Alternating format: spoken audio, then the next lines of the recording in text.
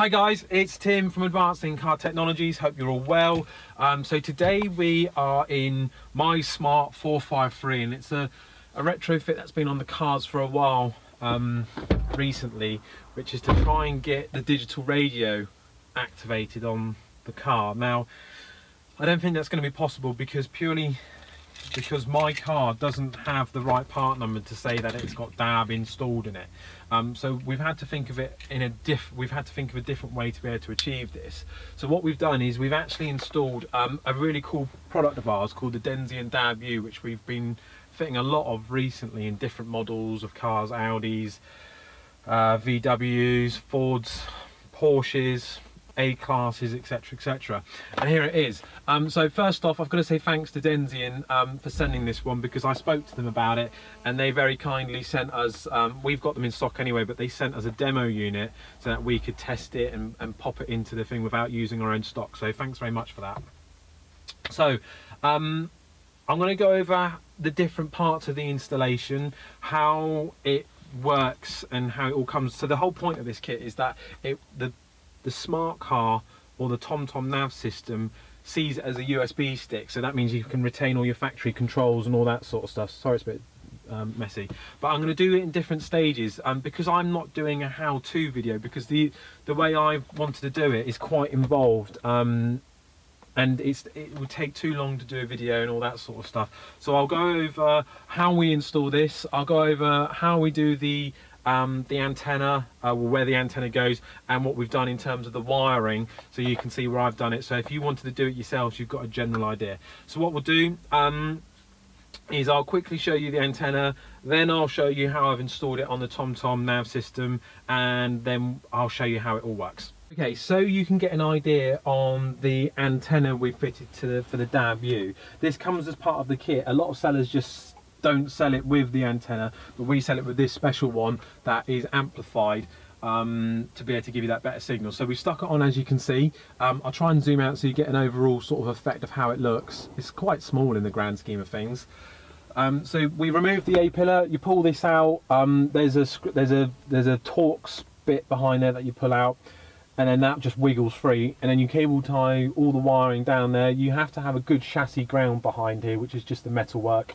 Stick it to that, job's the good one. It goes all the way down here. Now, without having to drop the glove box, and hopefully this will sort of show off down here,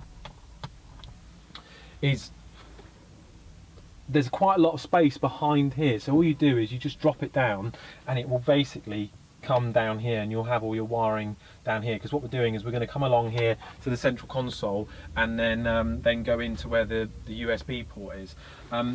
The Dension box itself is actually double-sided to the glove box up here, out of the way. If you need to get access to it for any reason, it's just up there, but it is all out of the way. The DAB antenna is pretty good. Obviously it's dependent on your signal area and all that sort of stuff. Atmospheric conditions play a big part with digital radio, especially on aftermarket. I mean, it's not perfect. It does have its quips. It does, the signal does go to and from every so often. So you just got to give it to what it is. It's an aftermarket stereo, aftermarket digital radio installation. It's not going to be like a genuine system where it's got loads of antennas and all that sort of stuff. So if you take it on face value, it's really going to be a good upgrade. So what we'll do now is we'll move the camera around. We will show you, well, I'll show you how I've wired it in so it looks nice and neat under my armrest. Okay, so this next bit we're going to have to do a bit ad hoc, so I'm going to take the camera out to show you how I've installed it. So here's our lovely Smart 453 armrest that we sell. As most people will know, the media port is normally down here, and in this situation it's within the armrest. So what we've done very quickly, you might see the wiring just pinging out there, is we've started off, we started off going along here.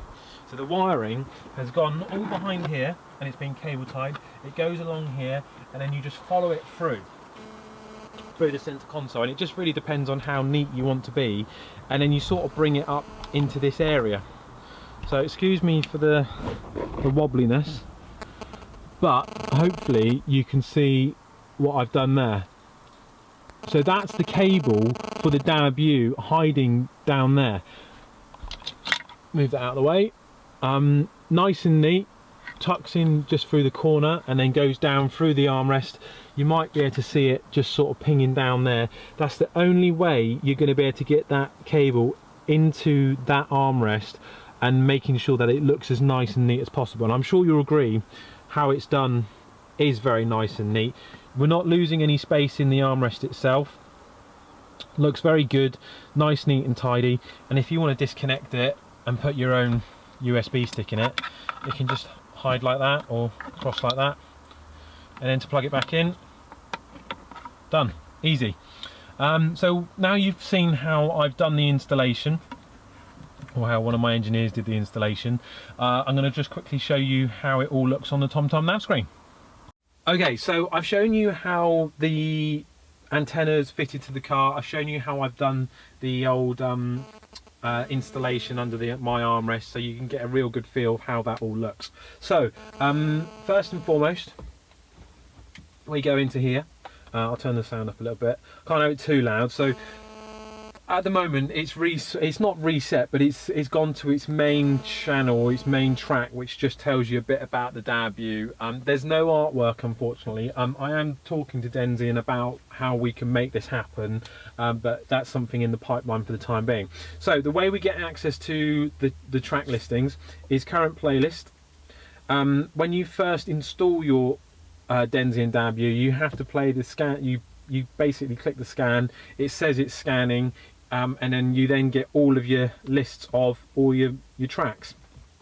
Now, so for instance, if I go to BBC Radio 1, I need to just talk about how it all works and stuff like that. So it will say please wait, and it takes, on the different units, take different amount of time, because this system's got a buffer that basically with a certain time frame it will keep things quiet, and then it will then start playing it, so that if you have any dropouts or anything like that, it will it'll be able to counteract them, and that's what that buffer's there for. Different systems take different amounts of time. On my car, it takes between sort of 30 seconds and 40-50 seconds, depending on my location, what's around me, all of that sort of stuff. Now, this is something that I've noticed happens pretty much when I start the car as well. It does take a little bit of extra time to be able to lock on. And there you go. So that was 55 seconds, so you have to bear that in mind. I don't think it's this kit that's doing it. I think it's just disconnected because I've just started it back up. So I'll come back in a second. It doesn't do this all the time, but I think what this is it's the smart car that is doing it, rather than the Dension DAB+U. And it's sometimes when you first go to a station, it can be a bit wobbly. Like you can see now, it's starting to redo the buffer. It won't do this all the time. It's just doing it typically when I'm trying to do a video.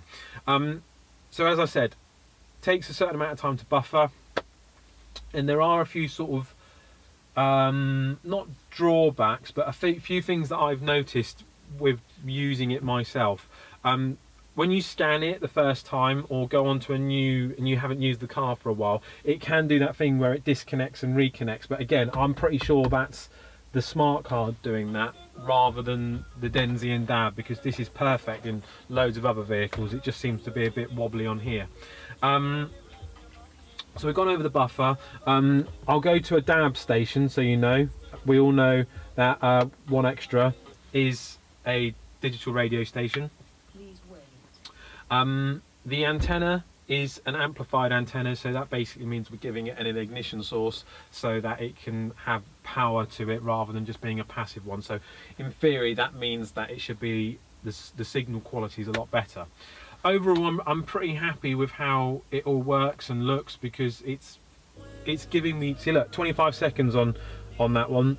It really does depend on where you are, what stations, etc. I've noticed with local stations like KISS and Capital Extra and all that sort of stuff, it's a lot quicker at finding them, and also when the car's been on for a while as well, it's a lot quicker with being able to lock onto the different stations. So for instance, near me, I've got all of these stations here: KISS, Kisstree, Jazz FM, Mellow Magic, Radio X, Talksport, if you're into your sports, that's going to be a great one. And the benefit of doing this is obviously we've got DAB radio. There's nothing on display round here to be able to give us that. We've got full touchscreen control to go to the different stations because the car sees them as a track rather than as a station. The only other thing to note is the counter, and it's got 0 to 44723. Now, if you get out of your car and get back into your car, for instance, within 20 minutes, it's probably going to be on the 130 or however long you've been driving for. So that's just something to bear in mind, is that you're never going to be able to get away from this because the car is seeing it as a track rather than as a station, like it would do as if it were an FM. Obviously, if you're in different modes, Harwell Road, you still get all your information down here. You don't get any track information because it's not pulling that information in well enough for the smart system to be able to pick up on it. That's why normally track information's here, but the DAB+U has to use that to show what station you're on rather than it being RDS text and showing you who's playing and all that sort of stuff. Again, that might be something that we can do in the future with Dension as a software update, because these are fully updatable. So yeah, this is the Smart 453 with a TomTom nav system with a Dension DAB+U to be able to give us digital radio on the car as if it was there from factory, giving us all factory buttons and all that sort of stuff. Really great bit of kit. I'm really chuffed with how it's come out. And I don't think there's really any other option of being able to give us smart owners digital radio. So if you want to get this installed into your own car, then just give us a shout. It's obviously going on the Smart 453 forum as well, so it will all be on there. Any questions, just shout. Thanks for watching.